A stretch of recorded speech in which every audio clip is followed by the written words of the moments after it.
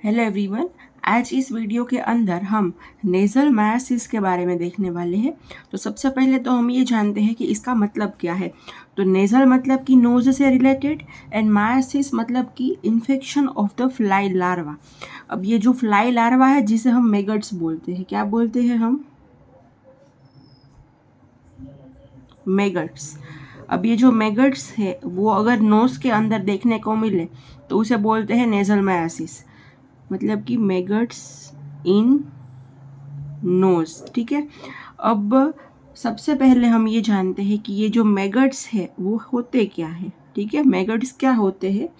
तो कि जो फ्लाई है उसके लार्वल फॉर्म है, ये लार्वल फॉर्म्स ऑफ फ्लाइज। अब फ्लाइज तो बहुत सारी होती है, तो हमें ये जानना पड़ेगा कि कौन सी जो फ्लाई है उसके लार्वा मैगट्स बनेंगे। तो कौन सी फ्लाई है? तो कि जीनस क्राइसोमिया। क्राइसोमिया जीनस की जितनी भी फ्लाई है उसके लार्वा जो है वो मैगट्स बनते हैं। ठीक है, मैच्योर जब हो गए उस टाइम पे। तो ये हमने देख लिया कि मैगट्स क्या होते हैं। अब क्या है कि ये जो मैगट्स है वो नेज़ल मायासिस मतलब कि मैगट्स देखने को मिलेंगे नोज के अंदर, तो वो आसपास के स्ट्रक्चर्स के अंदर भी देखने को मिलेंगे। तो हम सबसे पहले ये जानते हैं अभी कि जो ये मैगट्स होंगे उसका लोकेशन क्या होगा। ठीक है, सबसे पहले हमने ये जाना कि ये जो मैगट्स है वो कौन होते हैं, एंड अब हम ये जानते हैं कि इनका लोकेशन क्या है। तो हमें ये कहाँ पे देखने को मिलेंगे? तो कि हमें ये नोज़ में तो देखने को मिलेंगे ही, नोज़ के अंदर। उसके बाद नेज़ोफेरिंग्स के अंदर भी होंगे ये। ठीक है, अब नोज़ होगा तो नोज़ के पीछे की साइड, अंदर की साइड नेज़ोफेरिंग्स के अंदर भी ये चले जाते हैं। एंड नोज़ के आसपास जितने भी पैरानेज़ल साइनस है उसके अंदर भी चले जाते हैं। तो पेरा नेज़ल साइनसिस। तो ये हमने देख लिया कि भाई ये जो मैगट्स है उनकी लोकेशन क्या होती है। ठीक है, ये हमारा सेकेंड पॉइंट हो गया, ये हमारा फर्स्ट पॉइंट था। अब हम क्या देखते हैं कि ये जो नोज के अंदर मैगट्स है वो होने के लिए प्री डिस्पोजिंग फैक्टर्स कौन से हैं। ठीक है, सब लोगों में तो ये देखने को नहीं मिलता। तो प्री डिस्पोजिंग फैक्टर्स क्या है ये हम देखते हैं। तो क्या है कि कुछ डिसीज़ है नोज़ के, जैसे कि एट्रोपिक राइनाइटिस, सिफिलिस, लेप्रेसी, या फिर नोज़ में कोई इंजरी हुई हो, उसकी वजह से वुंड हो गया हो वहाँ पे, एंड उस वुंड के अंदर इन्फेक्शन लग गया हो तब। तो ये सब जो कंडीशन है नोज़ की, उसमें क्या होता है कि नोज़ में से डिस्चार्ज निकलता है। ठीक है, नोज़ में से डिस्चार्ज निकलेगा और वो जो डिस्चार्ज निकलेगा उसकी स्मेल जो है वो ख़राब होगी, फाउल स्मेलिंग डिस्चार्ज होगा। तो क्या होगा? तो कि जो फ्लाइस है वो वहाँ पे अट्रैक्ट होगी एंड वहाँ पे आके क्या करेगी? तो कि एग्स रखेगी। ठीक है, एंड ये जो एग्स हो गए वो आके जाके क्या बनेंगे? लार्वा बनेंगे। अब हम लिखते हैं, हमने अभी जो भी बताया है वो, तो कि डिसीज है जैसे कि एट्रोपिक राइनाइटिस, सिफिलिस, लेप्रेसी और इन्फेक्टेड वुंड्स। इसमें से अगर ऐसा कोई डिसीज है तो क्या होगा? तो कि नेजल डिस्चार्ज, नोज में से डिस्चार्ज निकलेगा एंड ये जो डिस्चार्ज होगा वो कैसा होगा? तो कि फाउल स्मेलिंग।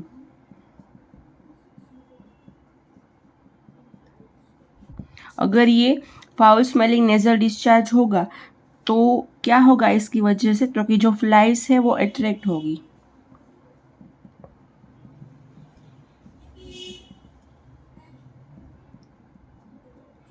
एंड क्या करेगी? यहाँ पे नोज के जो डिस्चार्ज है हमारे नोज के अंदर क्या करेगी? तो कि अपने एग्स रखेगी। ठीक है, एंड ये एग्स जो है वो आगे जाके क्या बनेंगे? मैगट्स।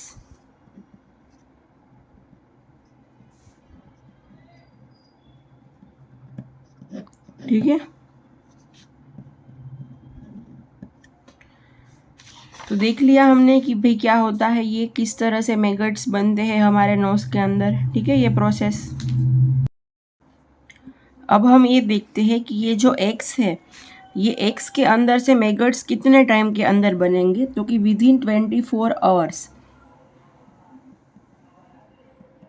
विद इन 24 आवर्स, ठीक है, 24 आवर्स के अंदर ये एग्स में से मैगट्स बन जाएंगे।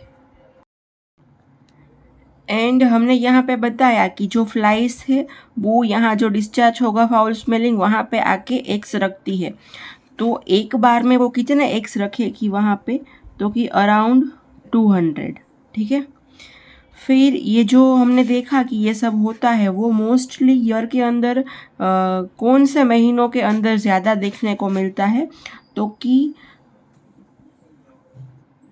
फ्रॉम अगस्त टू अक्टूबर, ठीक है। ये वाला जो टाइम है हमारे ईयर के अंदर, उस दौरान ये इंसिडेंट्स ज़्यादा देखने को मिलते हैं, ठीक है, ये सब। तो ये थर्ड पॉइंट हमने देख लिया, प्रीडिस्पोजिंग फैक्टर्स।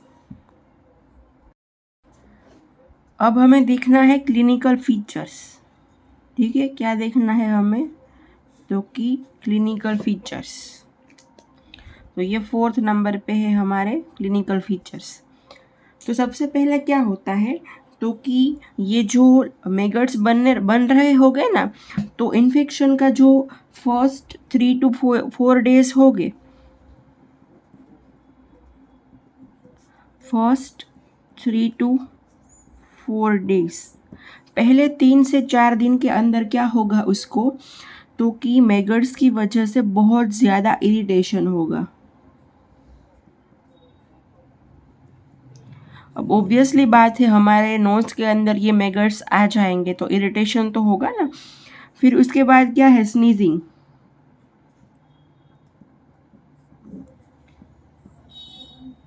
लेक्राइमेशन एंड हेडेक, ठीक है। पहले 3 से 4 दिन के अंदर इरिटेशन, स्नीजिंग, लेक्राइमेशन एंड हेडेक ये देखने को मिलेगा। फिर उसके बाद क्या है, तो कि नोज के अंदर से डिस्चार्ज निकलेगा। एंड ये जो डिस्चार्ज होगा, जो नोस्ट्रिल्स के अंदर से बाहर निकलेगा, वो कैसा होगा, तो कि ब्लड स्टेन्ड, ठीक है। फिर उसके बाद क्या होगा, तो कि ये जो इंसान होगा उसकी आईलिड्स एंड लिड्स पफी हो गई होगी।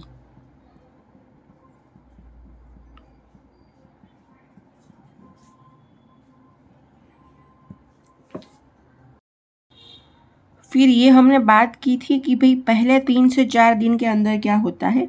अब हम देखते हैं कि 3rd एंड 4th डे जो होगा, तब क्या होगा, तो कि जो मैगट्स हो गए ना वो नोज से बाहर निकलने लगेंगे, ठीक है।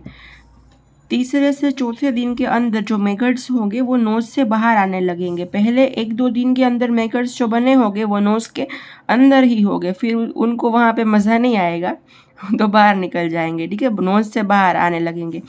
क्या होता है कि पहले वो नेज़ल कैविटी के अंदर होते हैं, फिर पीछे की साइड नेज़ोफेरिंक्स के अंदर चले जाते हैं, आसपास के अंदर पेरानेज़ल साइनस के अंदर चले जाते हैं। फिर उन्होंने सोचा कि भाई यहाँ तो बहुत घूम लिया, अब चलो बाहर जाते हैं घूमने, तो फिर वो नोज़ से बाहर निकलने लगेंगे, ठीक है। फिर क्या होगा, तो कि वो जो पेशेंट होगा उसके आसपास से भी फाउल स्मेलिंग आ रही होगी, क्योंकि क्या करते हैं ये जो मैगट्स है वो आसपास के जो स्ट्रक्चर्स है, नोज, साइनस, सॉफ्ट टिश्यू जो फेस की है वो, पैलेट, आईबॉल, ये आसपास की जितनी भी टिश्यू है उस सब का डिस्ट्रक्शन कर देते हैं। इसकी वजह से हमने यहाँ पे देखा ना कि आईलिड्स एंड लिड्स के अंदर पफीनेस देखने को मिलती है, क्योंकि ये जो मैगट्स है वो आई तक भी पहुँच जाते हैं अपना इन्फेक्शन, ठीक है। तो क्या देखा हमने कि मैगट्स जो है वो आसपास के जितने भी स्ट्रक्चर्स है, जैसे कि पहले तो नोज़ के अंदर हो गए तो नोज़ का तो करेंगे ही डिस्ट्रक्शन, उसके बाद साइनस, फिर सॉफ्ट टिश्यू जो है हमारे फेस की उसका, फिर पैलेट, उसके बाद है आई बॉल। ये सब जो स्ट्रक्चर्स है उसका क्या कर देते हैं तो कि डिस्ट्रक्शन।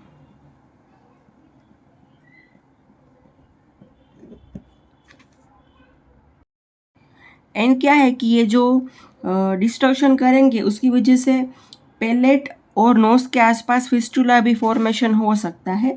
एंड कभी कभी क्या होता है कि ये जो इन्फेक्शन है वो ब्रेन तक पहुंच जाता है। तो अगर मेनिंजाइटिस हो गया पेशेंट को तो इंट्राक्रेनियल कॉम्प्लिकेशन हुई, ये जो मेनिंजाइटिस है, तो उसकी वजह से पेशेंट की डेथ भी हो सकती है। ठीक है, तो ये देख लिए हमने क्लिनिकल फीचर्स। क्या देखा हमने कि फर्स्ट जो 3 to 4 डेज है उसके अंदर इरिटेशन, स्नीजिंग, लेक्राइमेशन एंड हेडेक होता है। पहले 1-2 दिन के अंदर जो मेगट्स हो गए वो नोज़ के अंदर ही हो गए। फिर क्या देखा हमने कि ब्लड स्टेन डिस्चार्ज निकलने लगता है नोज़ के अंदर से। फिर जो ये इन्फेक्शन है वो आसपास के स्ट्रक्चर्स के अंदर पहुंच जाता है, उसका डिस्ट्रैक्शन कर देता है एंड वो आई बॉल तक भी पहुंच जाता है। इसकी वजह से लीड्स एंड आई लीड्स के अंदर पफिनेस देखने को मिलेगी। 3rd एंड 4th डे के अंदर ये जो होंगे जो मैगट्स वो नोज से बाहर निकलने लगेंगे। एंड अगर इंट्राक्रेनियल कॉम्प्लिकेशन हो गई जैसे कि मेनिंजाइटिस तो उसकी वजह से डेथ भी हो सकती है। ठीक है,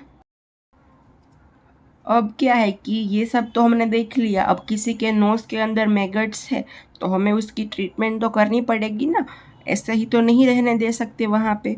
तो ट्रीटमेंट के अंदर हम क्या करेंगे तो कि सबसे पहला है कि जितने भी विजिबल मैगट्स हो ना, जितने भी हमें नोज के अंदर, नोज के बाहर जो मैगट्स दिख रहे हैं उसको हमें बाहर निकाल लेना है फोर्सेप की मदद से। ठीक है, हाथ से पकड़ पकड़ के नहीं निकालना है, फोर्सेप की मदद से जो जितने भी मैगट्स हमें दिख रहे हो उसे बाहर निकालना है। तो कि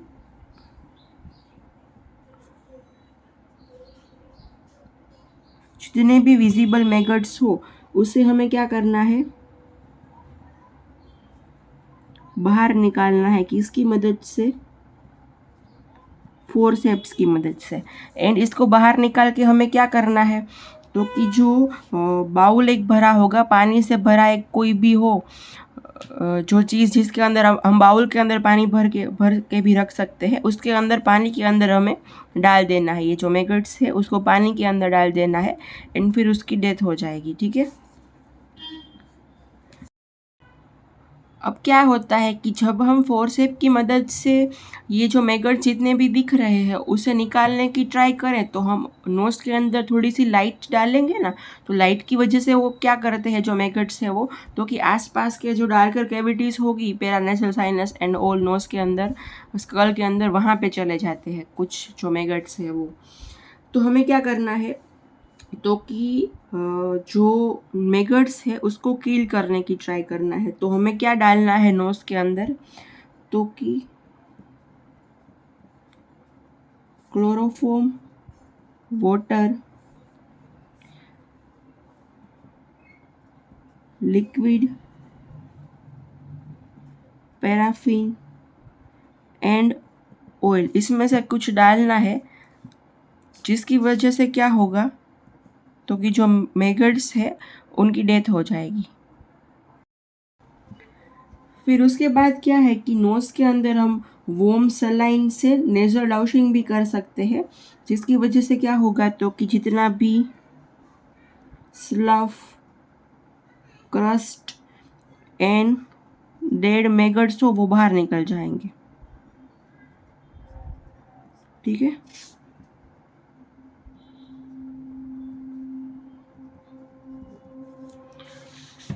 फिर क्या करना है हमें तो कि पेशेंट जो है उसको एक आइसोलेटेड अलग रूम के अंदर रख देना है। पेशेंट को एक अलग रूम के अंदर रखना है, आइसोलेट कर देना है उसको। एंड उसके आसपास मॉस्किटो नेट लगानी है, जिसकी वजह से क्या है तो कि फर्दर जो फ्लाई है वो वहाँ पे आ ना सके। एंड अगर दूसरी फ्लाई वहाँ पे आ गई एंड उसने उस पेशेंट के नोज़ के अंदर जो भी फाउल स्मेलिंग डिस्चार्ज या जो भी है उसके अंदर फिर से एग्स रख दिए तो फिर से मैगट्स बनेंगे। तो वो प्रिवेंट करने के लिए हमें पेशेंट को आइसोलेट करना है। एंड उसके आसपास ये जो आइसोलेट करना है उसको हम कैसे कर सकते हैं, तो कि जनरली उसका जो बेड होगा उसके आसपास मॉस्किटो नेट लगा देंगे ना तो भी चल जाएगा, ठीक है।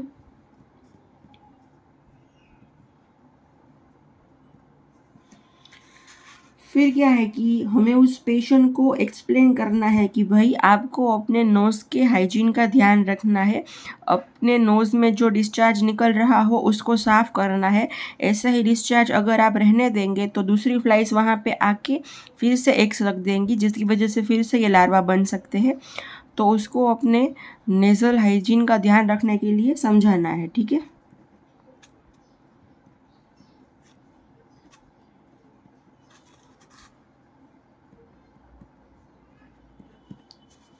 तो ये हो गई ट्रीटमेंट। ट्रीटमेंट के अंदर क्या देखा हमने, तो कि जितने भी विजिबल मैगट्स हो उसको हमें फोर्सेप की मदद से निकाल लेना है एंड उसको पानी के अंदर डाल देना है, जिसकी वजह से उसकी डेथ हो जाए। फिर जो मैगट्स है वो अंदर डार्क कैविटी के अंदर चले गए हैं, स्कल के अंदर जितनी भी हो, तो हम वहाँ जाके भी डैमेज करेंगे। तो अंदर मैगट्स को किल करने के लिए क्लोरोफॉर्म वाटर या फिर लिक्विड पैराफिन या ऑयल हम डाल सकते हैं।